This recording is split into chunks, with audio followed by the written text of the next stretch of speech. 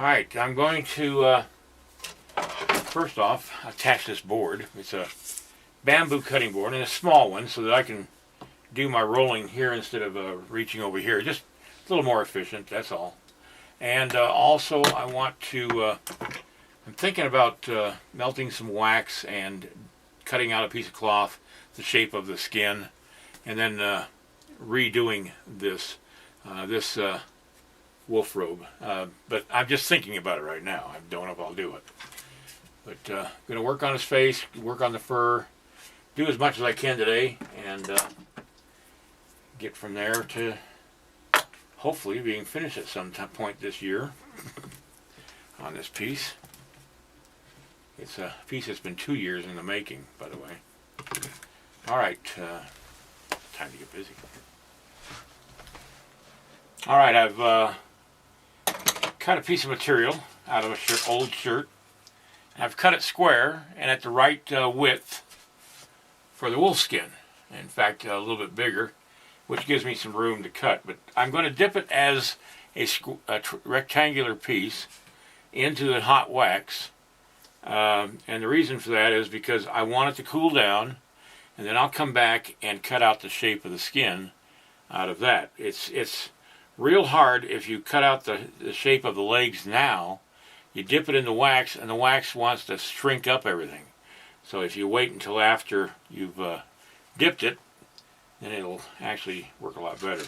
Now, being a person who hates pain, I'm going to bend up the end of the wire and then scrunch it at a curve.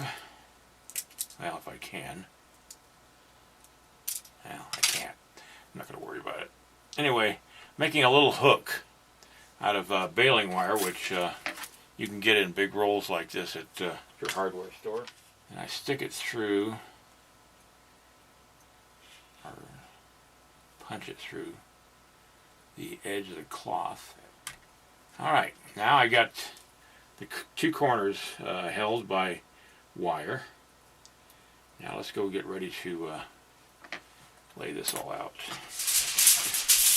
Alright, I got a piece of Teflon coated aluminum foil. You can get this now. I don't know if it's going to help to be Teflon coated, but it's non-stick, so the only way to find out is to try it. Now what I did was I got a little pan of wax. I got this little pie pan, or whatever they call these things, at the grocery store. Just melt a little wax in it. Don't need a lot of it. And then I'm going to dip this down into the wax, making sure both sides are completely coated. Now, if there are kids out there watching me, you do not do this alone.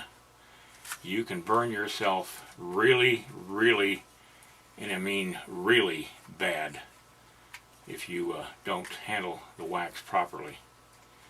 And believe me, I've burned myself, so I know from whence I talk. Alright, now let it drip out a little bit, and then I'm going to lay this on this Teflon coated piece of aluminum foil and let it cool. Go from there. Now before I detach the fur that I've got on there already, I'm going to make sure I can do this. Alright, let's see if it peels off easily. Well, it seems to. Yeah. Worked okay. No, I don't think this is going to work because it's, see how it bends? It may just need to be cooled a little bit more, but it's got to be able to withstand me putting clay on it. Maybe what I can do, let's go ahead and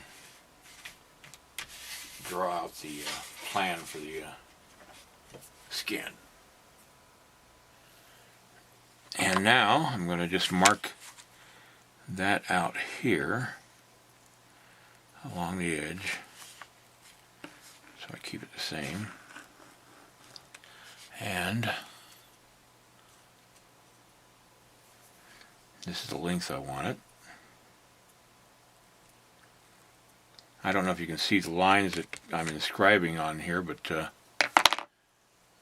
I'm trying to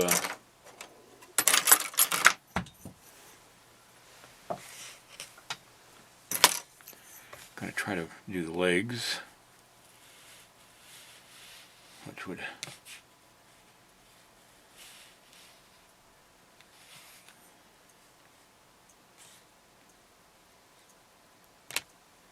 I want them to be the same length. Now the tail would also be about the same length as the legs. Now I'm going to just make a small rectangular shaped form for the tail that can be added on as later. And I'm going to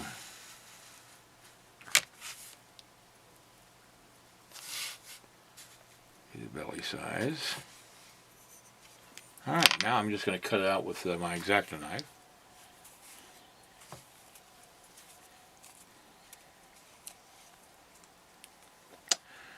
Alright, I'm going to see what happens here when I put this on to the clay.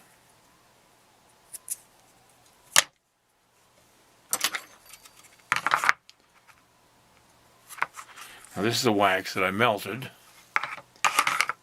but I'm not going to do anything with that right now. Unless it is to... Let's try something. I don't know if this will work. Everything I do usually is for the first time. And so everything's kind of an experiment. I'm going to put this wax thicker onto the skin on the inside, just to give a little more strength to the skin. I'm taking a lot of time on this because this is going to be one of the major features of this design, is this skin. And it's got to work out, or else the whole thing doesn't work out.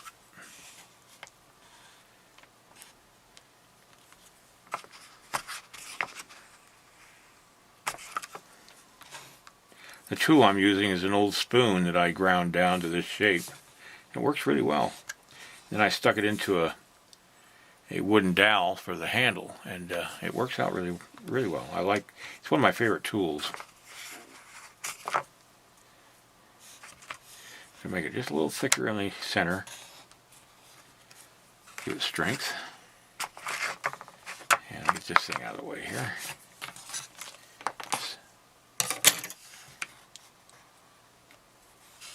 Okay, I'm going to do this by fingers.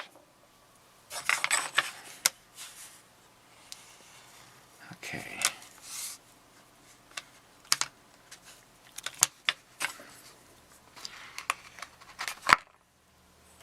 Now this wax I get from the foundry. It's a type of wax that they use when they pour the first waxes, or the waxes from the mold, the rubber mold. And it's a strong wax, but it's soft enough that you can manipulate it. Alright, I'm going to take the skin off the Indian now.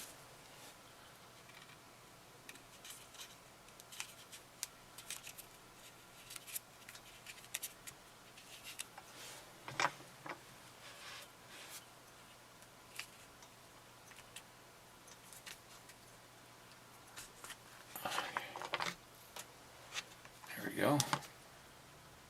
I'm not going to go into great detail on the back. Don't think I need to, and I'm going to take the old wax and throw it away. I'll repeat this for those who have never seen my videos before. I had some indoor flat finish paint made up to be the same color as my clay. The way I did that is I took a sample of the clay into the paint shop, and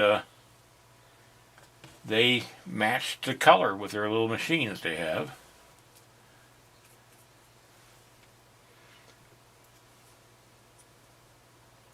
Now I'm going to press that down just a little bit there.